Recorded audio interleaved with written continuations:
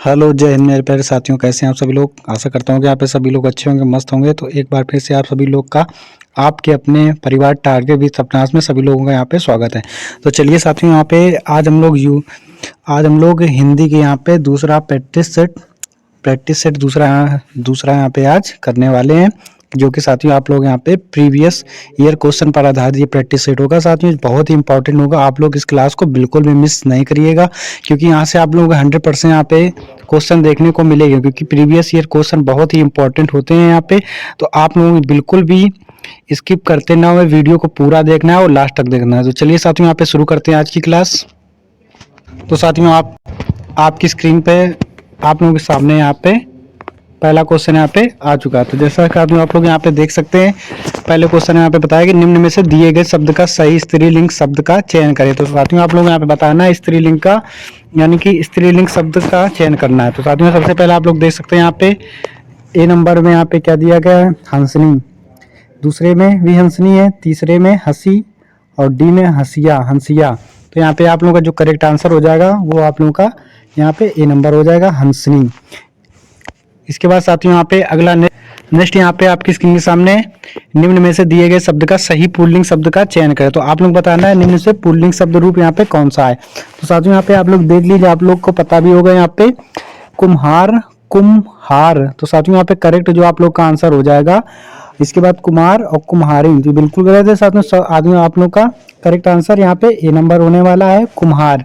इसके बाद अगला यहाँ पे देख लीजिए, अगला क्वेश्चन यहाँ पे निम्न में से दिए गए शब्द का सही बहुवचन रूप शब्द का चयन करें। तो साथियों आप लोग बताना है बहुवचन शब्द यहाँ पे क्या होगा। तो आप लोग जानते हैं चुटियाँ यहाँ पे, ये यहाँ पे बिल्कुल भी गलत है। इसके बाद चुटियों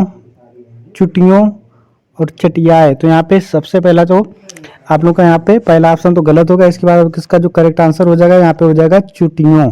इसका करेक्ट आंसर बी नंबर। इसके बाद यहाँ पे अगला क्वेश्चन देख सकते हैं, यहाँ पे अगला क्वेश्चन निम्न चार विकल्पों में से शुद्ध वर्तनी वाला शब्द पहचानिए। तो आप लोग यहाँ पे शुद्ध वर्तनी आप लोग के दिख रहा होगा यहाँ पे साफ साफ, इसका शुद्ध वर्तनी कौन सा हो जाएगा, ए नंबर यहाँ पे कृष्ण। अगला यहाँ पे देख लीजिए 5 नंबर क्वेश्चन, निम्न में से उस विकल्प का चयन करें जो दिए गए वाक्य में विशेषण शब्द की विशेषता प्रकट करता है।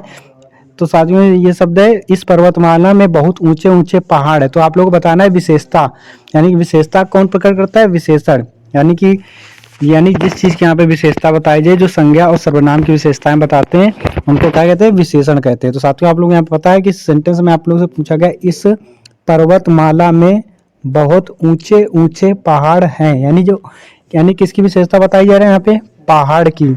और पर्वतमाला की, तो यहाँ पे कैसे हैं, बहुत ही ऊंचे हैं। तो साथियों इसका करेक्ट आंसर आप लोगों को हो जाएगा सी नंबर। यहाँ पे ऊंचे कैसा यहाँ पे विशेषता है, इसलिए यहाँ पे ये विशेषण कौन सा होगा, ऊंचे। इसके बाद अगला यहाँ उपकार को मानने वाला के लिए एक शब्द बताना है। तो यहाँ पे उपकार को मानने वाला के लिए एक शब्द यहाँ पे क्या होगा, आप लोगों को यहाँ पे पता होगा। इसका करेक्ट आंसर जो आप लोग का हो जाएगा यहाँ पे ए नंबर हो जाएगा, कृतज्ञ। अगला यहाँ पे देख सकते हैं, दिए गए क्वेश्चन नंबर 7, दिए गए एक शब्द के लिए अनेकार्थी शब्द चुने। तो आप लोग बताना है कनक का यहाँ पे और अनेकार्थी शब्द क्या हो सकता है। तो कनक का मतलब होता है यहाँ पे साथियों आप लोगों को पता होगा बहुत अच्छे से, आप लोगों ने पढ़ा भी होगा। तो यहाँ पे ए नंबर इसका हो जाएगा करेक्ट आंसर, सोना। इसके बाद अगला नेक्स्ट क्वेश्चन नंबर 8, यहाँ पे मिस्टेक होगा, यहाँ पे 7 नहीं, यहाँ पे साथियों यहाँ पे है 8 नंबर क्वेश्चन है, रेखांकित पद के उचित कारक को पहचानिए, बोतल में पानी बचा है। तो साथियों इसमें पता है कौन सा कारक होगा। तो आप लोगों को सबसे पहले आप बता दूं करेक्ट आंसर इसका हो जाएगा बी नंबर, अधिकरण कारक। क्योंकि अधिकरण में आप लोगों को यहाँ पे संबोधित किया जाता है में, पर। अगर ये शब्द कहीं आप लोगों को मिल जाते तो यहाँ पे अधिकरण कारक होगा। अगर संबोधन कारक की बात करें तो का, की, के, अगर ये शब्द यहाँ पे आ जाए तो यहाँ पे कौन सा होगा, नहीं सॉरी साथियों, यहाँ पे संबोधन में आप लोगों का हो जाएगा यहाँ पे अगर जैसे अगर ये शब्द, ये चिन्ह अगर यहाँ पे आ जाता है विस्मयादि बोधक का, या फिर आपसे पूछा जाए जैसे हे राम, ऐसे शब्द अगर यहीं पे आते हैं तो वहाँ पे संबोधन हो जाएगा। संबोधन किसी का संबोधन किया जाता है तो वहाँ पे संबोधन कारक हो जाएगा। इसके बाद अधिकरण में आप लोग पता हो कर्म कर्ता ने कर्म को, तो यहाँ पे अगर को आता है तो यानी कौन सा हो जाएगा, कर्म कारक। अगर संबंध कारक की बात करें तो इसकी पहचान क्या होती है, का, की और के, और यहीं पे होता है रा, री, रे, ना, नी, ने। अगर यहाँ पे ये शब्द आते हैं तो यहाँ पे कौन सा कारक हो जाएगा, संबंध कारक। इसके बाद अगला क्वेश्चन यहाँ पे, अगला क्वेश्चन यहाँ पे आप लोग देख लीजिए, क्वेश्चन नंबर 8 हो गया। इसके बाद क्वेश्चन नंबर 9 यहाँ पे देख लीजिए आप लोग, क्रिया के सही रूप वाला विकल्प चुनिए। तो यहाँ पे बताना school bus 5 minute dash dash. तो आप लोग को यहाँ पे खाली स्थान को भरना है, यानी कि आना जो यानी क्रिया है यहाँ पे, इसका जो भविष्यत काल यानी कि भविष्य काल में यानी जहाँ पे जो क्रिया आएगी वो कौन सी आएगी, तो साथियों आप लोग बताना है।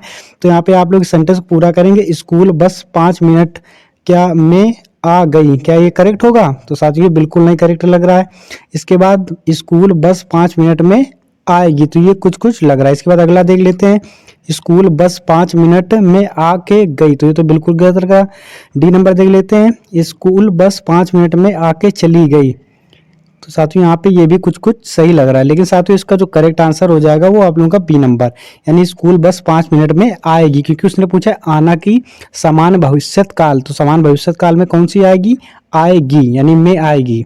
तो इसका करेक्ट आंसर आप लोग का बी नंबर हो जाएगा। इसके बाद अगला क्वेश्चन है यहाँ पे 10 नंबर क्वेश्चन में, निम्नलिखित प्रश्न में वाक्य के संरचना के आधार पर संरचना के भेद बताइए। तो साथियों यहाँ पे इस क्वेश्चन में मिसप्रिंट है, यहाँ पे इसमें होना चाहिए रवि दीवार, यहाँ पे लगने की जगह हो जाएगा रंगने, रवि दीवार रंगने लगा है। तो यानी आप लोग बताना है यहाँ पे इसमें कौन सी क्रिया होगी, तो यहाँ पे कौन सी क्रिया होगी, तो इसका करेक्ट आंसर हो जाएगा डी नंबर, यानी कि संयुक्त क्रिया। इसके बाद यहाँ पे अगला देख लीजिए 11, निम्नलिखित विकल्प में से दिए गए सही विकल्प का चयन करना है। तो आप लोग बताएं सर्वनाम का शाब्दिक अर्थ क्या होता है, तो साथियों इसका करेक्ट आंसर हो जाएगा सर्वनाम का मतलब नाम से निकलना है, सर्वनाम मतलब कि सबका नाम, तो इसका करेक्ट आंसर हो जाएगा ए नंबर। इसके बाद अगला क्वेश्चन यहाँ पे देख लेते हैं 12 नंबर क्वेश्चन, इनमें से कौन सी गजानन माधव मुक्तिबोध की रचना नहीं है। तो साथियों यहाँ पे आप लोग को ध्यान देना है, यहाँ पे क्या पूछा गया है, ये शब्द अगर आ जाता है क्वेश्चन में नहीं शब्द आप लोग को बहुत ही ध्यान देना, क्योंकि यहाँ से अगर आप लोगों को जरा सी भी गलती करी तो आप लोग का यहाँ पे क्वेश्चन गलत हो जाएगा तुरंत। तो आप लोग को यहाँ पे ध्यान देना है, क्या पूछा कि गजानन माधव मुक्तिबोध की रचना नहीं है। तो साथियों यहाँ पे आप लोग को बता दूं कि अंधायुग गजानन मुक्तिबोध की रचना है। इसके बाद चांद का मुंह टेढ़ा भी इनकी रचना है, भूरी भूरी खाक धूल इनकी भी रचना है। तो यानी कौन सी रचना यहाँ पे नहीं है, यहाँ पे साथियों नए साहित्य का सौंदर्य शास्त्र, यहाँ पे इसका करेक्ट आंसर हो जाएगा डी नंबर। इसके बाद अगला यहाँ पे नेक्स्ट देख लीजिए क्वेश्चन नंबर 13, निम्न में से पृथ्वीराज रासो किस लेखक की रचना, यानी पृथ्वीराज रासो लेखक की रचना यहाँ पे कौन सी है, पृथ्वीराज रासो किस लेखक की रचना। तो यहाँ पे आप लोगों को बता दूं पृथ्वीराज रासो की यानी कि जो रचना है यहाँ पे आप लोगों को बहुत ही अच्छी से पता होगा, यहाँ पे इसका करेक्ट आंसर हो जाएगा ए नंबर चंद्र बरदाई। इसके बाद यहाँ पे आप लोगों को बता दूं और भी 3 जो आप लोगों को ऑप्शन दिए गए हैं, कल्हड़ और वाल्मीकि और हर्षवर्धन। तो आप लोगों को पता है कि वाल्मीकि जो संस्कृत में रामायण सबसे पहले वाल्मीकि ने लिखी थी, इनके जो रचयिता यानी कि राइटर हैं वो कौन है, महर्षि वाल्मीकि हैं। ठीक है, इसके बाद साथियों यहाँ पे महर्षि वाल्मीकि जो यानी संस्कृत में रामायण इन्होंने लिखी थी, आप लोग को पता हो गया। इसके बाद आप लोग बता दूं जो महर्षि वाल्मीकि थे इनके जो बचपन का यहाँ पे नाम था वो नाम इनका क्या था, रत्नाकर, जो कि यहाँ पे ये पहले डाकू हुआ करते थे। महर्षि वाल्मीकि यानी कि इनके बचपन का नाम था रत्नाकर, जो कि यहाँ पे ये पहले डाकू हुआ करते थे। उन्होंने संस्कृत में रामायण सबसे पहले महर्षि वाल्मीकि ने लिखी। इसके बाद यहाँ पे देख लेते हैं कल्लड़ की यहाँ पे जो रचना है, यहाँ पे कल्हड़ ने यानी कि कल्लड़ की जो सबसे प्रमुख रचना है यहाँ पे वो बता दूं आप लोगों को, यहाँ पे राज तरंगिणी। इसके बाद में यहाँ पे आप लोग बता दूं जो आपके हर्षवर्धन की यहाँ पे जो रचना है, यहाँ पे 3 बहुत ही प्रमुख रचनाएं हैं। आप लोग बता दूं सबसे पहले यहाँ पे 1 नंबर पे यहाँ पे इनकी रचना आती है, इनकी 3 प्रमुख रचनाएं हैं। 3 में से आप लोगों को बता दूं यहाँ पे जो सबसे पहले इनकी रचना है रत्नावली ये। इसके बाद दूसरी अगर बात करें यहीं पे तो प्रियदर्शिका। इसके बाद तीसरी अगर बात करें यहाँ पे नागानंद। ये साथियों तीनों इनकी जो है प्रमुख क्या है, ये नाटिकाएं हैं साथियों, ये क्या है, नाटिकाएं हैं।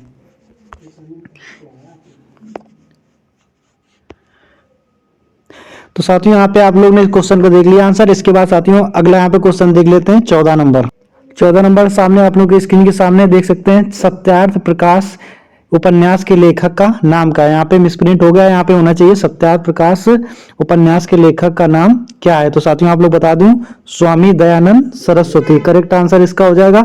इसके बाद साथियों यहाँ पे और भी ऑप्शन दिए गए हैं, अरविंद घोषो यानी लेखक हैं और भवभूत लेखक, और इनकी प्रमुख जो रचनाएं साथियों आप लोगों को यहाँ पे बता दूं, अरविंद घोषो की यहाँ पे जो सबसे प्रमुख रचना यहाँ पे आप लोगों को पता होना चाहिए, गीता रहस्य करके यहाँ पे इनकी सबसे महत्वपूर्ण रचना है। इसके बाद यहाँ पे योग समन्वय इनकी रचना है, और यहाँ पे एक रचना इनकी है मानव चक्र। ये तीन रचनाएं यहाँ पे इनके लिए बहुत इंपॉर्टेंट है, आप लोग यहाँ पे अपनी कॉपी में इसको नोट कर लीजिए। इसके बाद अगला यहाँ पे अगर देखिए भवभूत, भवभूत जो लेखक है इनकी जो एक यहाँ पे महत्वपूर्ण रचना आप लोग बता दूं, महावीर चरित्र, महावीर चरित्र, महावीर चरित्र ये जो है नाटक है साथियों। इस नाटक में बताया गया है भगवान श्री राम के जीवन यात्रा के बारे में, यानी कि जीवन से लेकर उनके जो राज्याभिषेक की यानी पूरी कथा जो है चित्रित यहाँ पे की गई है। तो आप लोगों को इस पे विशेष ध्यान देना है। हर्षवर्धन की अगर बात करें तो महत्व तो बहुत ही अगर इम्पोर्टेंट यहाँ पे है, तो हर्षवर्धन की यहाँ पे जो सबसे इम्पोर्टेंट रचना आप लोगों को पिछली बताया था, तीन रचनाएं कौन कौन सी थी, यानी कि रत्नावली, प्रियदर्शिका, नागानंद इनकी प्रमुख नाटिकाएं हैं। इसके बाद साथियों अगला क्वेश्चन यहाँ पे देख लेते हैं, हिंदी साहित्य अकादमी की ओर से हर वर्ष सुलाका सम्मान पुरस्कार किस क्षेत्र में दिया? तो साथियों इसका करेक्ट आंसर आप लोगों का हो जाएगा दिशा को नई दिशा, हिंदी को नई दिशा प्रदान करने के लिए। तो साथियों इसका करेक्ट आंसर क्या हो जाए, हिंदी को एक नई दिशा प्रदान करने के लिए यहाँ पे साहित्य अकादमी की ओर से यहाँ पे हर साल यानी कि सलाका सम्मान पुरस्कार यहाँ पे दिया जाता है। इसके बाद अगला क्वेश्चन यहाँ पे आप लोग देख लीजिए 16 नंबर क्वेश्चन। 16 नंबर क्वेश्चन साथियों आप लोगों के स्क्रीन के सामने है, रघुपति राघव राजा राम में कौन सा अलंकार आप लोगों को बताना। तो आप लोग यहाँ पे पता होना चाहिए रघुपति राघव राजा राम। आप लोग यहाँ पे देख रहे हैं लगातार हर शब्द में रा वर्ण की आवृत्ति बार बार हो रही, जहाँ किसी वर्ण की आवृत्ति बार बार होती है तो वहां पे कौन सा अलंकार होता है, अनुप्रास अलंकार। इसके बाद साथियों आप लोग पता है यमक अलंकार, जहाँ कोई भी शब्द एक से अधिक बार आते हैं, उनके अर्थ भी अलग अलग होते हैं, तो साथियों वहां पर कौन सा अलंकार होता है, यमक अलंकार। अगर रूपक अलंकार की बात करें, अगर किसी रूपक अलंकार आप लोग पता है जहाँ उपमेय में उपमान का आभेद यानी आरोप किया जाता है, वहां पे रूपक अलंकार होता है। और इसके बाद अगर बात करें उत्प्रेक्षा अलंकार, आप लोगों को पता होगा उत्प्रेक्षा अलंकार वहां होता है जहाँ उपमेय में उपमान की संभावना व्यक्त करी जाती है, वहां उत्प्रेक्षा अलंकार होता है। और इसके कुछ महत्वपूर्ण शब्द होते हैं साथियों इनको पहचानने के लिए, जैसे कि यहाँ पे होते हैं मनु, मानो, जनु, जानो, जनु, जनु और ज्यों। इस तरीके अगर आप लोगों को शब्द आ जाए तो यहाँ पे उत्प्रेक्षा अलंकार होता है। इसके बाद साथियों अगला क्वेश्चन यहाँ पे देख लेते हैं 17 नंबर क्वेश्चन आप लोग इसी स्क्रीन के सामने आप लोग देख सकते हैं, रेखांकित शब्द में सही अवयव का चयन करिए। तो सीता के आगे रमा खड़ी, तो आप लोग बताना इसमें अवयव यानी वे शब्द होते हैं जिनका मतलब कोई भी खंडन नहीं किया जा सकता, वो शब्द अवयव कहलाते हैं। आप लोगों को अवयव अगर पढ़ा होगा तो आप लोग यहाँ पे अच्छे से पता होगा। इसके बाद इसका आंसर हो जाएगा क्रिया विशेषण अवयव, यानी इसका जो करेक्ट आंसर हो जाएगा ए नंबर। इसके बाद साथियों यहाँ पे अगला देख लेते हैं, यहाँ पे 18 नंबर, उस विकल्प का चयन करें जो अशुद्ध वाक्य का शुद्ध रूप है। यहाँ पे आप क्वेश्चन बहुत ही अच्छे से पढ़ना, क्योंकि आप देख रहे हैं क्वेश्चन को कैसे घुमा के यहाँ पूछा गया, अशुद्ध वाक्य का शुद्ध रूप यहाँ पे पूछा गया। तो घूमने सुबह अच्छा है, तो आप लोगों का ये जो सेंटेंस दिया गया कैसा है, गलत है, तो आप लोगों को यहाँ पे इसका करेक्ट करना है। तो इसका करेक्ट आंसर हो जाएगा साथियों यहाँ पे घूमना अच्छा है सुबह, तो ये तो बिल्कुल गलत हो गया। घूमने सुबह है अच्छा, बिल्कुल गलत होगा। सुबह अच्छा है घूमना, तो ये भी यहाँ पे कुछ सही है, लेकिन ये भी यहाँ पे गलत हो जाए। तो इसका आप लोग करेक्ट आंसर हो जाएगा डी नंबर, सुबह घूमना अच्छा है। आप लोग नहीं कहते सुबह घूमना अच्छा है, सुबह घूमना स्वास्थ्य के लिए लाभदायक है, तो यानी कि यहाँ पे जो सेंटेंस होगा करेक्ट डी नंबर हो जाएगा। अगला यहाँ पे देख लेते हैं 19 नंबर को, निम्न 4 विकल्पों में से सही विकल्प का चयन करें। तो आप लोगों से पूछा गया संयोग और वियोग किस रूप किस रस के रूप हैं। तो आप लोगों को अगर पढ़ा होगा संयोग संयोग और वियोग, तो साथ में ये किसके अंतर्गत आते हैं, आप लोगों को यहाँ पे पता होगा अच्छे से। इसका जो करेक्ट आंसर है यहाँ पे बी नंबर है, श्रृंगार रस। श्रृंगार रस के कितने भेद होते हैं, दो, संयोग और वियोग। और इसके बाद साथियों हमें पता है करुण रस, आप लोगों ने पढ़ा होगा अच्छे से। तो करुण रस का स्थायी भाव यहाँ पे क्या होता है, शोक होता है। इसके बाद आप लोगों को पता है यहाँ पे श्रृंगार रस का जो स्थायी भाव है यहाँ पे, इसका यानी क्या होता है, इसका जो करुण रस का स्थायी भाव होता है यहाँ पे क्या होता है, आप लोग पता है यहाँ पे इसका होता है शोक। इसके बाद यही अगर बात करें श्रृंगार रस, तो श्रृंगार रस का यहाँ पे आपका जो स्थायी भाव होता है वो होता है रति। और इसके बाद यहीं पे देख लेते हैं इसका वीर रस। वीर रस का स्थायी भाव यहाँ पे क्या होता है, वीर रस का स्थायी भाव होता है उत्साह। अगर यहीं पे अगला देख लेते हैं भयानक रस का स्थायी भाव, जैसा नाम वैसा इसका होता है भय। तो आप लोगों ने इसको अच्छे समझ लिया होगा। इसके बाद अगला क्वेश्चन यहाँ पे देख लेते हैं 20 नंबर। इसमें पूछा गया निम्न विकल्प में सही विकल्प का चुने जो मुहावरे का सही है। तो साथियों यहाँ पे पूछा गया अंक भरना। अंक भरना का यहाँ पे मतलब होता है किसी चीज को गले लगाना। तो गले लगाना यानी इसका करेक्ट आंसर हो जाएगा बी नंबर। इसके बाद साथियों अगला यहाँ पे देख लेते हैं क्वेश्चन नंबर 21। आप लोग के सामने यहाँ पे देख सकते हैं योजक चिन्ह का सही उदाहरण कौन सा है। तो साथियों इसका जो करेक्ट आंसर हो जाएगा यहाँ पे, इसमें थोड़ा सा मिसप्रिंट भी हो चुका है, तो साथियों इसमें बता दूं आप लोगों को यहाँ पे। तो इसमें जो आपका इसका करेक्ट आंसर हो जाएगा ए नंबर। और साथियों यहाँ पे इसको आप लोग सही करना है, शिवा और शिवानी यानी भाई और बहन के बीच में योजक चिन्ह का आता है। ठीक है साथियों, इसके बाद आप लोग पता होना चाहिए भाई बहन माता पिता इस तरीके के अगर शब्द आते हैं यहाँ पे तो इनके बीच में योजक चिन्ह का प्रयोग करते हैं यहाँ पे। तो इसका करेक्ट आंसर ए नंबर। इसके बाद अगला क्वेश्चन यहाँ पे देख लीजिए आप लोग 22 नंबर क्वेश्चन है। निम्न में से उस विकल्प का चयन करें जो दिए गए शब्द का सही समान अर्थ वाला शब्द है। पत्थर का यहाँ पे आप लोग बताना है सही शब्द। तो पत्थर का समान अर्थ वाला यहाँ पे शब्द हो जाएगा आप लोगों का यानी पर्यायवाची, वो हो जाएगा बी नंबर गिरी। इसके बाद अगला क्वेश्चन यहाँ पे देख लेते हैं निम्न में से उस विकल्प का चयन करें जो उपसर्ग से बना शब्द नहीं है। तो साथियों आप लोग बनाना है उपसर्ग से जो शब्द यहाँ पे नहीं बना है, क्योंकि आप लोग यहाँ पे देख रहे हैं शब्द ऐसे हैं जो उपसर्ग से बने हैं। पुनर्जन्म यानी उसका उपसर्ग है। और इसके बाद इसमें जो करेक्ट आंसर आप लोगों का यहाँ पे होने वाला है ये डी नंबर दिखावा। दिखावा क्योंकि यहाँ पे एक आप लोग पता है प्रत्यय, प्रत्यय का मतलब क्या होता है, अगर कोई शब्द अगर बाद में जोड़ के बनाए जाते हैं यहाँ पे तो होते हैं प्रत्यय। अगर किसी चीज में पहले कोई शब्द जुड़ के बनता है तो यहाँ पे वो क्या होता है उपसर्ग। ये चीज आप लोगों को यहाँ पे ध्यान रखनी है। तो इसका करेक्ट आंसर हो जाएगा डी नंबर दिखावा, क्योंकि ये यहाँ पे ये है प्रत्यय। इसके बाद अगला यहाँ पे देख लेते हैं 24।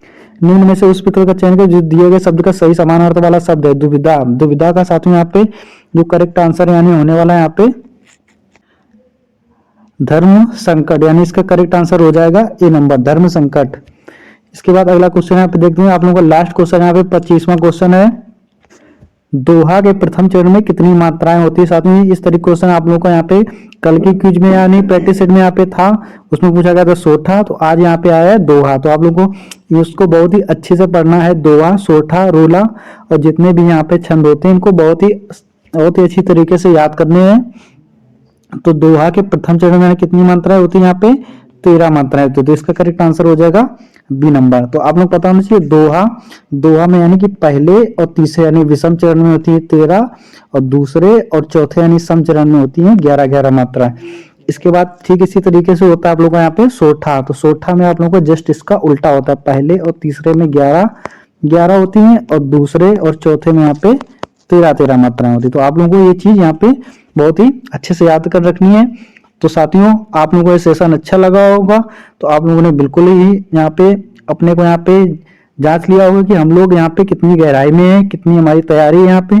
तो आप लोगों को अभी से यहाँ पे और तैयारी करने की जरूरत है। तो आप लोग यहाँ पे अपनी तैयारी की रफ्तार और भी बढ़ा दीजिए, क्योंकि आप लोगों के सामने यहाँ पे समय बिल्कुल भी नहीं बचा है। लगभग 45 दिन का समय आप लोगों के पास है। इस 45 दिन में आप लोगों को यहाँ पे बहुत ज्यादा मेहनत करनी है अगर आप लोगों को सपना है इस वर्दी को पाने का। नहीं तो आप लोगों को इससे अच्छा मौका फिर कभी नहीं मिलने वाला है। तो साथियों आप लोग कमेंट बॉक्स में कमेंट करके यहाँ पे बताएं कि आप लोगों ने कितने क्वेश्चन सही किए, यहाँ पे कितने गलत है। ये चीज यहाँ पे जरूर आप लोग कमेंट बॉक्स में कमेंट करें।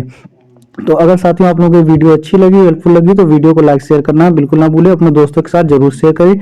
और जो लोग चैनल से पहली बार जो चैनल को यहाँ पे सब्सक्राइब कर ले, तो बेल आइकन को प्रेस कर लें ताकि आप लोगों को वीडियो की नोटिफिकेशन टाइम से यहाँ पे मिलती रहे। तो साथियों आज के लिए इतना है। जय हिंद, मिलते हैं नेक्स्ट वीडियो में नए जानकारी के साथ में, और नया सेट आप लोगों के सामने आएगा। हिंदी की जो अगला प्रैक्टिस सेट होगा 3 नंबर यहाँ पे आप लोगों के सामने कल यहाँ पे ठीक इसी टाइम पे आएगा। तो साथियों जय हिंद।